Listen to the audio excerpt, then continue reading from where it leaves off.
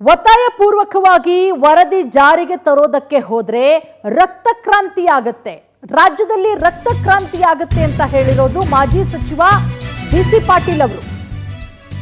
ನೋಡಿ, ಒತ್ತಾಯಪೂರ್ವಕವಾಗಿ ಏನಾದರೂ ಜಾತಿ ಗಣತಿಯನ್ನ ರಾಜ್ಯದಲ್ಲಿ ಜಾರಿಗೆ ತರೋದಕ್ಕೆ ಹೋದ್ರೆ ರಕ್ತಕ್ರಾಂತಿಯಾಗುತ್ತೆ. ರಾಜ್ಯ ಸರ್ಕಾರದಿಂದ ಜಾತಿ ಗಣತಿ ವರದಿ ಅವೈಜ್ಞಾನಿಕವಾಗಿದೆ. ರಾಜ್ಯ ಸರ್ಕಾರ ಮನಸ್ಸಿಗೆ ಬಂದಂತೆ ಜಾತಿ ಗಣತಿ ಮಾಡಿದೆ. ಇವರು ಮನೆ ಮನೆಗೆ ಹೋಗಿ ಜಾತಿ ಗಣತಿ ಮಾಡಿಲ್ಲ. ಜಾತಿ ಗಣತಿಯಲ್ಲಿ ಲಿಂಗಾಯತರನ್ನ ಕಡಿಮೆ ತೋರಿಸಲಾಗಿದೆ. ಇದು ಸಮಾಜವನ್ನ ಇಬ್ಬಾಗ ಮಾಡುವ ಹುನ್ನಾರ ಅಂತ ಹೇಳಿ ಬಿಸಿ ಪಾಟೀಲ್ ಆಕ್ರೋಶ ವ್ಯಕ್ತಪಡಿಸಿದ್ದಾರೆ.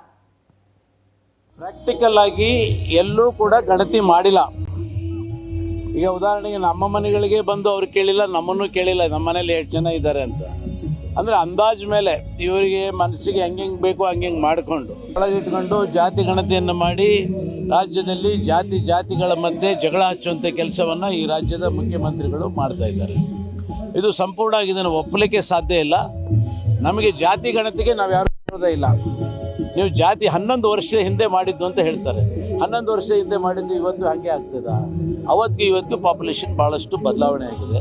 ಮತ್ತು ಸಂಪೂರ್ಣವಾಗಿ ನೀವು ಪ್ರತಿಯೊಂದು ಮನೆಗಳಿಗೆ ಹೋಗಿ ತುಂಬ ಹಣ ವೆಚ್ಚ ಮಾಡಿದ್ದಾರೆ. 65 ಕೋಟಿ 67 ಕೋಟಿ ಖರ್ಚು ಮಾಡಿದ್ವಿ ಅಂತ ಹೇಳ್ತಾರೆ ಹೊರತು, ಆದರೆ ಹಣ ಸರಿಯಾಗಿ ಸದ್ವಿನಿಯೋಗ ಆಗಿಲ್ಲ, ದುರುಪಯೋಗ ಆಗಿದೆ.